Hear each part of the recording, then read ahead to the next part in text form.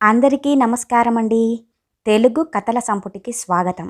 నా పేరు శ్వేత. ఈరోజు మనం చెప్పుకోబోయే కథ కస్తూరి రాజశేఖర్ గారు రచించిన పడమటి ఉషస్సు అనే కథను విందామండి.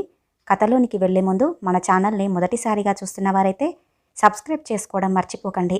కథను పూర్తిగా విన్న తర్వాత లైక్ చేయడం, షేర్ చేయడం అస్సలు మర్చిపోవద్దండి. ఇంకెందుకండి ఆలస్యం, కథలోనికి వెళ్ళిపోదాం. లంచ్ టైం అయిపోయింది అన్నట్లుగా బెల్ మోగింది. అప్పటి వరకు అన్నాలు తిని స్కూల్ ఆవరణలో ఆడుకుంటున్న పిల్లలంతా క్లాసులోకి పరిగెత్తారు. స్కూల్ గేటు కూడా మూసేస్తున్నాడు వాచ్మెన్. లంచ్ సమయంలో అమ్మకాలు సాగించిన ఐస్ క్రీం, మిఠాయిలు, మామిడికాయ ముక్కలు, ముంత కింద పప్పు బండ్లు స్కూల్ దగ్గర నుంచి కదిలాయి. నిమిషాల్లో ఆరు బయటంతా నిర్మానుష్యంగా అయిపోయింది. రామచంద్రయ్య మాస్టారు స్టాఫ్ రూంలో కుర్చీలో కూర్చొని నిశ్శబ్దంగా ఉన్నాడు. మనసంతా శూన్యంగా ఉంది. బల్ల మీద ఉన్న సైన్స్ టెక్స్ట్ బుక్లో నుంచి అమాయకంగా తొంగి చూస్తుంది ఇన్లాండ్ కవరు. రామచంద్రయ్య గారు ఈ నెలలోనే రిటైర్డ్ అవ్వబోతున్నాడు. ఉద్యోగరీత్యా ఈ ఊళ్ళో ఉండటమే కానీ స్థిరాస్తులు ఏమీ కూడబెట్టింది లేదు. ఉన్న ఒక్క కొడుక్కి మంచిగా చదువు చెప్పించి ఉద్యోగం కోసం ఖర్చు పెట్టేసరికి ఓపిక తరిగిపోయింది. పిఎఫ్ గట్రాలు కరిగిపోయాయి. దానికి తోడు వయసు మీద పడే కొద్దీ పలకరించే జబ్బులు. అటు బతకనివ్వవు, ఇటు చావనివ్వవు. జేబుకి మాత్రం సిరిజల్లులు జారేంత చిల్లులు పడుతుంటాయి. కొడుకు పెళ్ళయి పిల్లాడితో పట్నంలో కాపురం పెట్టాడు. చదువుకి తగ్గ ఉద్యోగం కాకపోయినా గవర్నమెంట్ ఉద్యోగం కావటంతో చేరమని తానే సలహా ఇచ్చి మరీ చేర్పించాడు. భార్య సుశీలమ్మ ఎప్పుడెప్పుడు భర్త రిటైర్డ్ అవుతాడా, ఎప్పుడెప్పుడు పట్నంలో ఉన్న కొడుకు దగ్గరికి ఎగిరి వెళ్ళిపోదామా అన్న ఆరాటంతో ఉంది. ఆ సందర్భంగానే కొడుక్కి ఉత్తరం రాశాడు రామచంద్రయ్య. దానికి జవాబే ఆ ఇన్లాండ్ కవర్. మరి దాన్ని చదివిన దగ్గర నుంచి అతడికి రిటైర్మెంట్ ఒక మరణ శిక్షలాగా, ఆ తర్వాత అంతా అంధకారంగా కనిపిస్తోంది. రామచంద్రయ్య క్లాస్ రూమ్ వైపు వెళ్తూ ఉండగా ఓ చిన్న పిల్లవాడు వచ్చి చేతులు కట్టుకొని పాఠం అప్పగించినట్లుగానే, మాస్టారు, మా తాతయ్య ఊరు నుండి వచ్చారండి. రేపు ఆదివారం పొద్దున్నే మీ ఇంటికి వస్తాట. మిమ్మల్ని ఎక్కడికి వెళ్ళొద్దని చెప్పమన్నాడు అని చెప్పేసి తల ఊపేలోపే తుర్రుమని వాడి క్లాస్ వైపు పరిగెత్తాడు ఆ అబ్బాయి. శ్రీనివాసమూర్తి ఊళ్ళోకి వచ్చాడన్నమాట అని అనుకుంటూ పుస్తకం చేతిలోకి తీసుకున్నాడు రామచంద్రయ్య. అతని మనసులో ఆలోచనలు. శ్రీనివాసమూర్తి తనకు 2 ఏళ్ల సీనియర్. లెక్కల మాస్టారుగా రిటైర్ అయ్యి హైదరాబాదులో కొడుకు దగ్గరికి వెళ్ళిపోయాడు.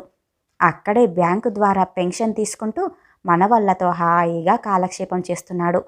ఈ ఊళ్ళో పొలాలున్నాయి. ఏటా పంట సమయానికి వచ్చి డబ్బులు వసూలు చేసుకొని వెళ్ళిపోతుంటాడు.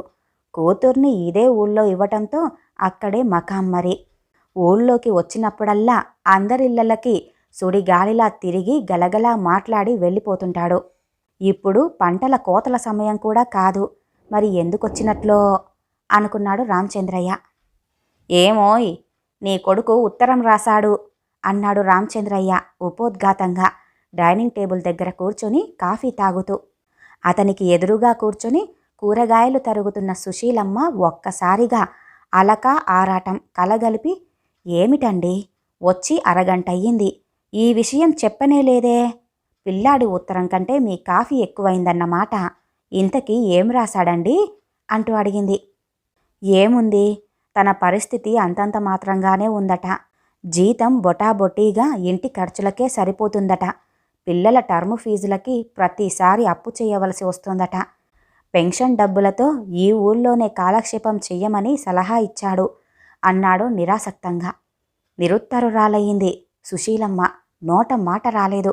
గుండె ఒక్క క్షణం ఆగినట్లయింది. కళ్ళప్పగించి భర్త మొహంలోకి అలాగే చూస్తూ ఉండిపోయింది.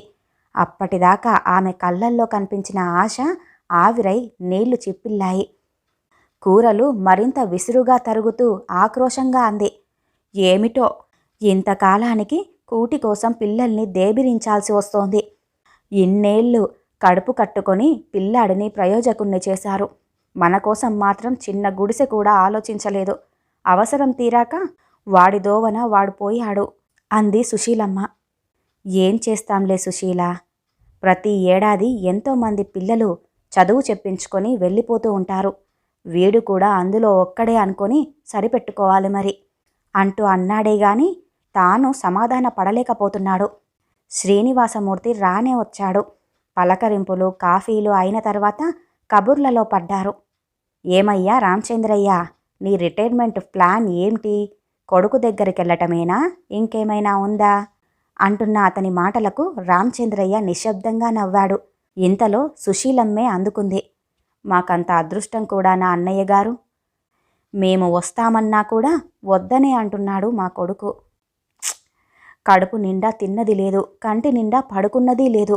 పెంచటం ప్రయోజకుల్ని చెయ్యటంలోనే ముసలివాళ్లమైపోయాం. నిండా పండేదాకా అంటిపెట్టుకుని అవసరం తీరాక విసిరగొట్టే తొడిమల్లాగా అయిపోయింది మా బతుకు అని ముక్కు ఎగబీలుస్తూ కొంగు అడ్డం పెట్టుకుందావిడ. శ్రీనివాసమూర్తి రామచంద్రయ్య వంక చూశాడు. ఏం రామచంద్రయ్య, నీ బాధ కూడా అదేనా అంటూ అడిగాడు. దానికి రామచంద్రయ్య పెదవి విరుస్తూ తల ఊపాడు. కొడుకు ఆర్థికంగా ఇబ్బంది పడుతున్నాడట, ఇక్కడే పెన్షన్తో బతికేయమన్నాడు అన్న మాటలకు శ్రీనివాసమూర్తి దీర్ఘంగా నెట్టూర్చాడు. ఏమిటయ్యా నీ బాధ? ఇంతమందికి చదువు చెప్పావు, ప్రతి పాఠాన్ని విశ్లేషించి విడమర్చి చెప్పే నువ్వు కూడా అనాలోచితంగా మనసు కష్టపెట్టుకుంటున్నావే అన్నాడాయన. పాఠం వేరు పాశం వేరయ్యా, నీకు చెప్పలేను అన్నాడు రామచంద్రయ్య.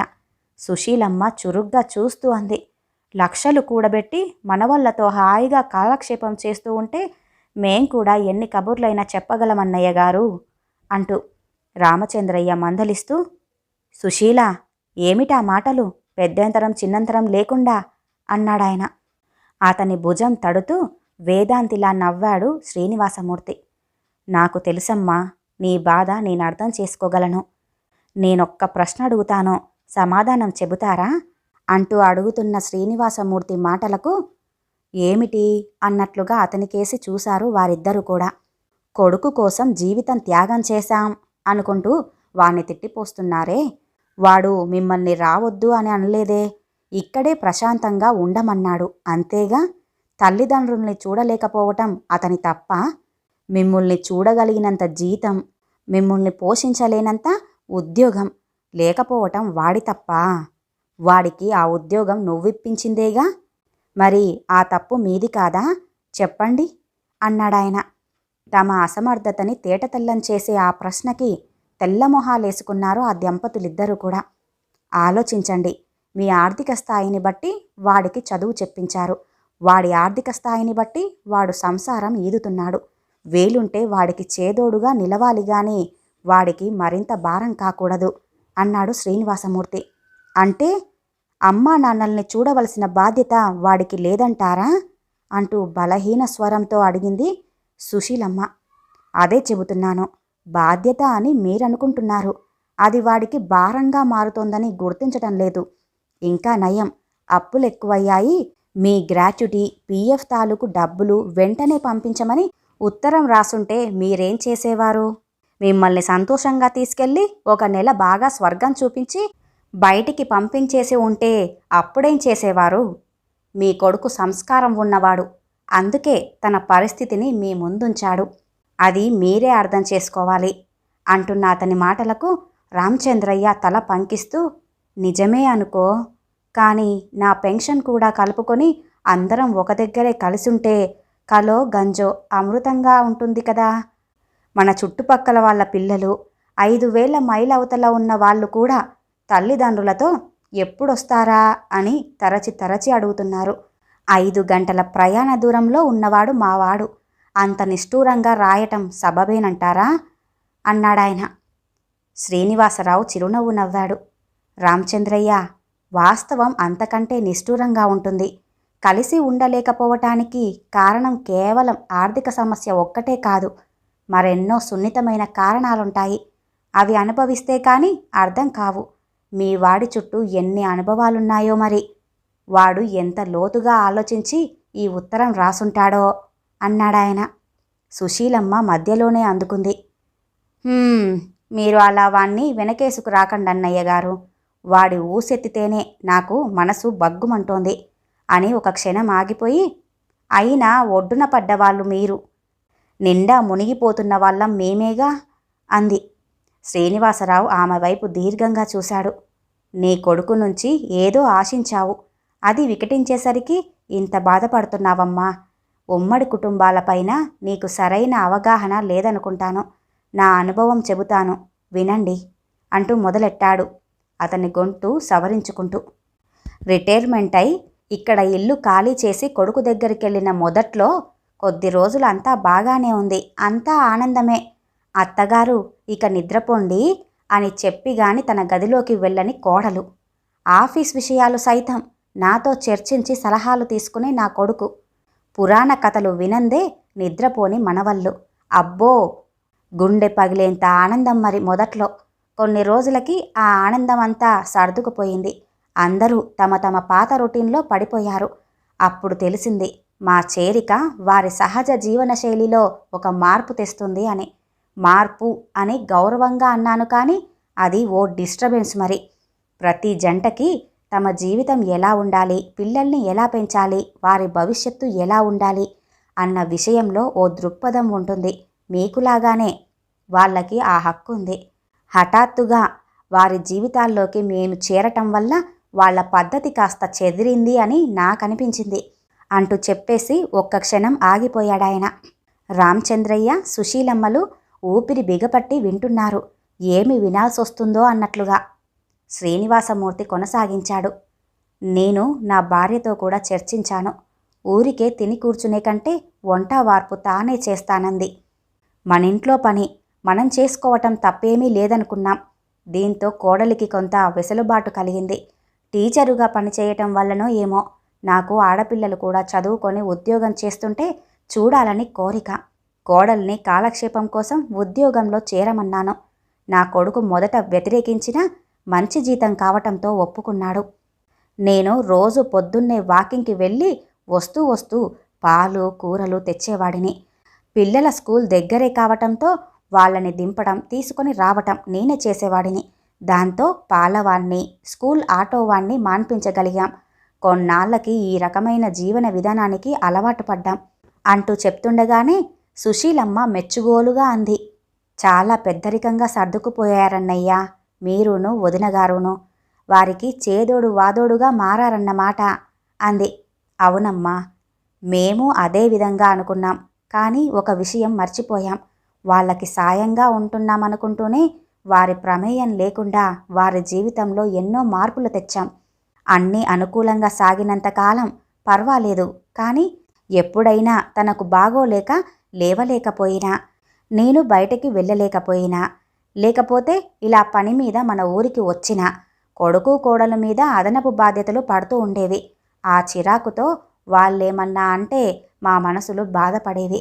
నిజం చెబుతున్నాను రామచంద్రయ్య, చివరికి మా బతుకులు వంట మనిషి పని మనిషి వాడి స్థాయికి చేరుకున్నాయేమిటా అని 1-2 సార్లు నేను మదనపడ్డ మాట వాస్తవం.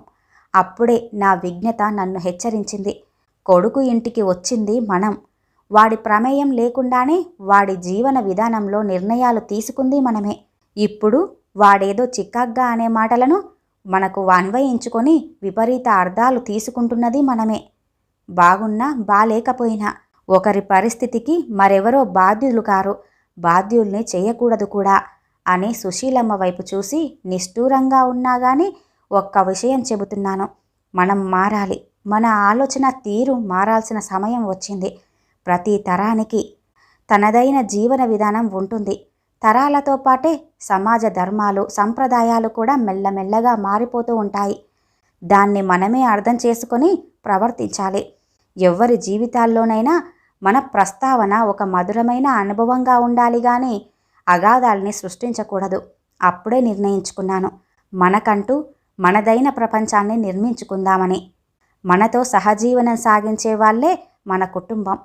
మన పిల్లల దగ్గర పరాన్న జీవులము అనే భావనతో బతికే కన్నా పండగలకో పబ్బాలకో వాళ్ళనే మన ప్రపంచంలోనికి ఆహ్వానిస్తే ఎంత బాగుంటుంది. నా భార్యతో నా ఆలోచనలన్నీ పంచుకున్నాను. నాకు నీడలా తయారయ్యింది, తోడయ్యింది. ఇప్పటి నా రాకకు కారణం కూడా అదే. పొలం అమ్మేసి నగరంలో ఉషస్సు అనే సేవాశ్రమాన్ని ప్రారంభిస్తున్నాను. ఇది పడమటి దిక్కున చిగురించే ఉషస్సు. జీవనం కోసం ఇన్నేళ్లు కష్టపడ్డ మనలాంటి సీనియర్ సిటిజన్లకు జీవితాన్ని రుచి చూపించే ఉషస్సు. నా కొడుకు కోడలు మొదట గిల్టీగా ఫీల్ అయ్యారు. కానీ నా అంతరార్థం గ్రహించాక మనస్ఫూర్తిగా అంగీకరించారు అంటూ ఆగిపోయాడు శ్రీనివాసమూర్తి. రామచంద్రయ్య తడిదేరిన కళ్ళను తుడుచుకొని ఉద్వేగంగా శ్రీనివాసమూర్తి భుజం పట్టి కుదిపేశాడు. సుశీలమ్మ సంగతి చెప్పనక్కర్లేదు. కళ్ళు వరదలయ్యాయి. ఎంత బాగా చెప్పారన్నయ్య గారు.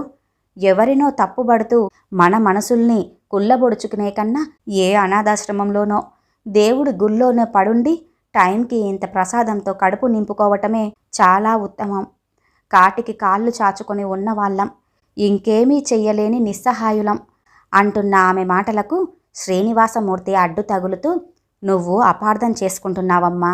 సేవాశ్రమం అంటే వృద్ధాశ్రమం, అనాథాశ్రమం లాంటిది కాదు. అవి నిస్సహాయులు సేవలు పొందే ఆరామాలు. మన సేవాశ్రమం అంటే సమాజ సేవకు నడుం కట్టిన వినూత్న సైన్యం. మనం వృద్ధులం కాదు, సిద్ధులం అని రుజువు చేసే వ్యవస్థ. రిటైర్మెంట్ అయిన తర్వాత ఇంకేం చేస్తాం అని నిర్వేదంగా అన్నాడు రామచంద్రయ్య. ఆయన వైపు సానుభూతిగా చూశాడు శ్రీనివాసమూర్తి. నువ్వు జీవనం గురించి భయపడుతున్నావు, కానీ జీవితం అంతకంటే విలువైంది. రిటైర్మెంట్ అంటే జీవితం అయిపోయినట్లే అనో, నువ్వింక దేనికి పనికిరావనో కాదు. ఇప్పటి వరకు ఒక చిన్న వ్యవస్థలో నీ వంతు బాధ్యతను ముగించేశావు. ఇప్పుడిక స్వేచ్ఛగా అతి పెద్ద వ్యవస్థలో నీ అస్తిత్వాన్ని వినియోగించేందుకు కల్పించే వెసలుబాటు అంటున్న అతని మాటలకు రామచంద్రయ్య మెచ్చుగోలుగా తల ఊపాడు. కానీ సుశీలమ్మ సమాధాన పడలేకపోతుంది. అలా అని శ్రీనివాసమూర్తి చెబుతున్న రీజనింగును కాదనలేకపోతుంది. అందరూ లేనట్లుగా బతకడం చిత్రవద కాదా అంటూ బేలగా అంది సుశీలమ్మ. అదే చెబుతున్నానమ్మా. ఈ వయసులో మనది ఓ విచిత్రమైన పరిస్థితి. పిల్లలకు మన అవసరం అంతగా ఉండదు. మనకంటే సామాజిక హోదా కూడా అంతంత మాత్రమే. కాలంతో పరుగు తీసే జీవన విధానంలో మనల్ని ఎవ్వరూ కూడా పట్టించుకోవటం లేదనే సెల్ఫీ పిటి. అందుకే మనకై మనమే ఒక వ్యాపకం ఏర్పరచుకోవాలి. మనలాంటి వాళ్ళ కోసం నేను తలపెట్టిన యజ్ఞమే ఉషస్సు అనే సేవాశ్రమం. ఏమిటో అన్నయ్య గారు, మీరెన్నైనా చెప్పండి. ఎవ్వరికీ అక్కర్లేనప్పుడు రిటైర్మెంట్ రోజే చచ్చిపోతే పీడ వదులుతుంది అనిపిస్తుంది అంటూ కంటతడి పెట్టింది సుశీలమ్మ. రామచంద్రయ్య గద్దింపుగా మందలించాడు. సుశీల, ఏమిటా మాటలు? ఆ ఉత్తరం వచ్చినప్పటి నుంచి చూస్తున్నాను, మతిలేనట్లుగా మాట్లాడుతున్నావు అన్నాడాయన. శ్రీనివాసమూర్తి అతన్ని వారిస్తూ సుశీల వైపు చూసి, ఎందుకమ్మా 1కి 10 సార్లు చావు కోరుకుంటున్నావు? రిటైర్మెంట్ అనేది జీవనోపాధికి చివరి రోజు మాత్రమే, జీవితానికి కాదు. ఇక సమస్యలంటావా? ప్రతి మనిషికి ఏదో ఒక సమస్య ఉంటూనే ఉంటుంది. చావే సమస్యకు పరిష్కారమైతే ప్రతి మనిషి రోజుకు 10 సార్లన్నా చావాలి. దేవుడిచ్చిన జీవితాన్ని సంపూర్ణంగా అనుభవించాలి. జీవితానికి ఒక సార్థకత చేకూర్చుకోవాలి. కొడుకు నేను చూడను అనేసరికి దిగాలు పడిపోయారే. ఒక్క క్షణం వాస్తవ దృష్టిలో ఆలోచించు. మీ ఇద్దరు పెన్షన్ డబ్బులతో నిజంగా బతకలేరా అంటూ అడిగాడు. దర్జాగా బతకగలం అంటూ వెంటనే అన్నాడు రామచంద్రయ్య. మరెందుకు దిగులు? కలిసి బతకాలనుకున్న ఆశ నిరాశ మిగిలింది అంతేగా. నువ్వు నీ కుటుంబ చట్రాన్నుంచి బయటికి వచ్చి చూడు. అతిపెద్ద కుటుంబం ఒక్కటే కనిపిస్తుంది. మన ఉషస్సు అనే సంస్థ ముఖ్యోద్దేశం కూడా ఒక్కటే, నిండు నూరేళ్లు అర్థవంతంగా జీవించటం. అక్కడ అందరూ కూడా మనలాంటి వాళ్ళే. అక్కడ నీ వ్యక్తిత్వానికి విలువ ఉంటుంది, నీ అనుభవానికి గౌరవము ఉంటుంది, నీకంటూ జీవితం ఉంటుంది. అదే సమయంలో సహజీవన సౌందర్యము ఉంటుంది అంటూ వివరిస్తున్నాడు శ్రీనివాసమూర్తి. ఉద్వేగంతో అల్లుకుపోయాడు రామచంద్రయ్య. నిజమే, సమాజానికి మనకు తోచిన సేవ చేద్దాం. వారం వారం స్కూళ్లలో మన సాంస్కృతిక వైభవాన్ని చెబుదాం. పొద్దున్నే పరుగులెత్తే ఉద్యోగాల్లో ఊపిరాడకుండా పనిచేసి ఎప్పుడో ఏ రాత్రికో ఇల్లు చేరే మన కాలనీ వాసులు టైంకి కట్టలేని కరెంటు బిల్లులు వంటి చిన్న చిన్న అవసరాలు మనం పగటిపూట చేయొచ్చు. నెలకొక్కసారి ఆదివారం అందరినీ కూడగట్టుకొని స్వచ్ఛ భారత్ వంటి కార్యక్రమాలు కూడా చేపడదాం. చుట్టుపక్కల కాలనీల్లో సమస్యలేమైనా ఉంటే మన వంతు సాయం చేద్దాం అంటూ చెప్పుకుంటూ పోతున్నాడు రామచంద్రయ్య. ఆనందంతో గలగలా నవ్వేశాడు శ్రీనివాసమూర్తి. చూసావా, నీ ఒక్కడికే ఇన్ని ఆలోచనలు వస్తుంటే ఇక అందరము కలిస్తే ఎంత అద్భుతంగా చెయ్యొచ్చో కదా అన్నాడు. సుశీలమ్మ రోదన తగ్గి మనసు ఊరడిల్లింది. నిజమే, తనకేం ఓపిక తగ్గిపోయిందా ఏంటి? తనకే అవకాశమిస్తే 100 మందికి ఒంటి చేత్తో వండి వార్చగలదు. అందరూ కలిసుంటే అంతకంటే పండగ ఇంకెక్కడుంటుంది అనుకుందావిడ. రామచంద్రయ్యకు కూడా ఆత్మవిశ్వాసం పెరిగి ఏనుగంత బలం వచ్చినట్లుగా అనిపించింది. మనసుకు కమ్మిన దిగులు పొరలు, నిరాశ తెరలు జారిపోతున్నట్లుగా అనిపించాయి. జీవస్మరణ సమస్యగా తాము భావించింది అసలు సమస్యే కాదని తేలిపోయింది. జీవితం కొత్తగా, స్ఫూర్తివంతంగా కనిపిస్తోంది. మనదైన జీవితాన్ని మనసారా జీవిస్తే వానప్రస్థం కూడా ఇంద్రప్రస్థం అవుతుంది అంటూ లేచాడు శ్రీనివాసమూర్తి. రామచంద్రయ్య అతన్ని అమాంతం కౌగిలించుకొని సాగనంపాడు. రిటైర్మెంట్ రోజునే తనకొచ్చిన రిటైర్మెంట్ బెనిఫిట్స్లో సగం డబ్బులను కొడుక్కి పంపించేశాడు రామచంద్రయ్య. తన దగ్గరికి వచ్చిన స్టూడెంట్కి ఆటోగ్రాఫ్ ఇస్తూ రాశాడు, మనం పొందిన దానితో కలిగేది జీవనం, మనం పంచిన దానితో వెలిగేది జీవితం అని. ఈ కథ ఇంతటితో సమాప్తమండి. ఈ కథ గనుక మీకు నచ్చినట్లయితే లైక్ చేయండి, షేర్ చేయండి, అలాగే సబ్స్క్రైబ్ చేసుకుని మన ఛానల్ని ఎంకరేజ్ చేయండి. మీ యొక్క విలువైన అభిప్రాయాలను కూడా కామెంట్ రూపంలో తెలియజేయండి. ఇంత మంచి కథను మనకు అందజేసిన కస్తూరి రాజశేఖర్ గారికి ధన్యవాదాలు తెలియజేసుకుంటున్నానండి. మరొక మంచి కథతో మళ్ళీ కలుద్దామండి. నమస్కారం.